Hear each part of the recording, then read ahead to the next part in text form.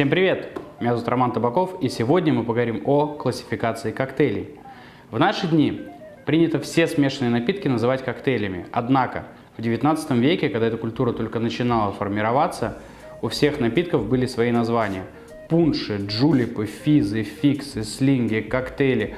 Очень много разных ингредиентов, среди которых коктейль – это только была одна конкретная категория, состоящая из крепкого алкоголя, сахара, биттера и небольшого количества воды.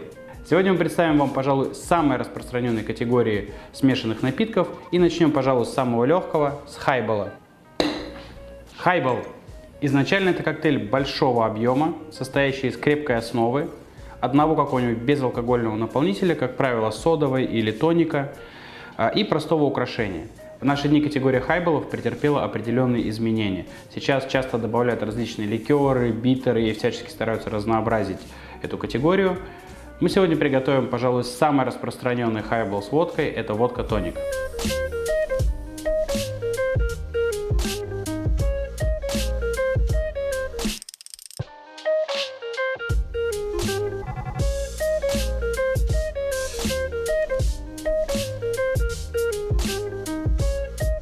Следующая категория коктейлей – это Коллинз. По распространенной версии, этот коктейль был придуман в Лондоне, в отеле Лиммерс, метрдотелем по имени Джон Коллинз. Изначально коктейль состоял из джина, лимонного сока, простого сиропа и содовой. То есть можно сказать, что это был практически просто лимонад, в который добавили немножко алкоголя. Со временем категория трансформировалась, помимо джина стали использовать другие ингредиенты, такие как водку, ром, виски и прочие ингредиенты. И сегодня мы приготовим Elderflower Collins или Коллинз с бузиной.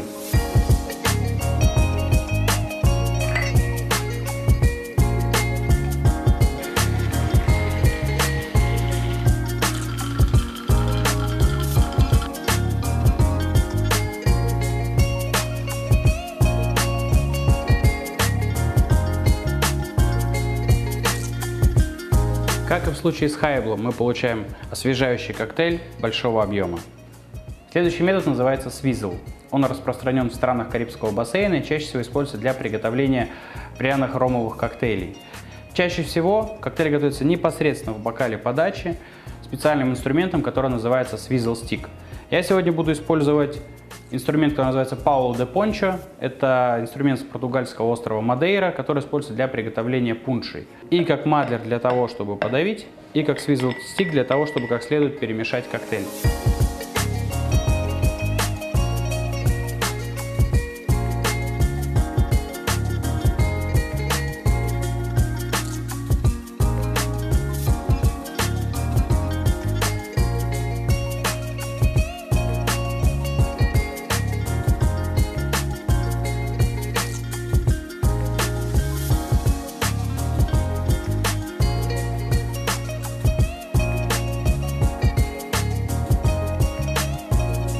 Легкий, освежающий, слегка пряный летний свизл готов. Следующая категория – это саур. Классический саур состоит из крепкой части, сока лимона и сладкой части. В качестве сладкой части может выступать просто сахарный сироп, либо различные сиропы, которые еще добавят вкуса. Также в сауры иногда добавляют небольшое количество белка для того, чтобы придать ему более плотную текстуру и интересную пенку.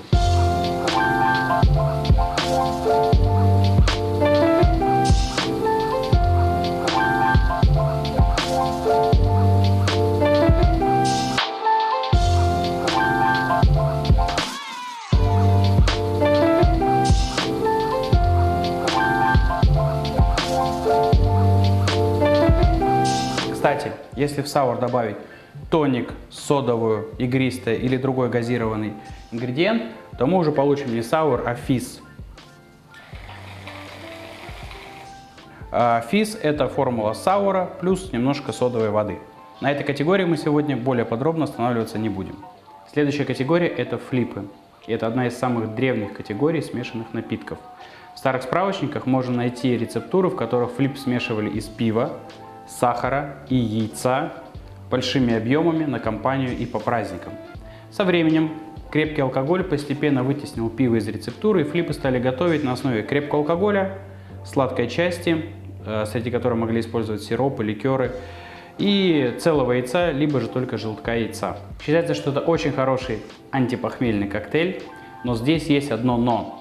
Флипы практически никогда не готовили на основе невыдержанных спиртов. Практически всегда в основе был бренди, виски или другой выдержанный алкоголь. Мы сегодня попробуем это исправить.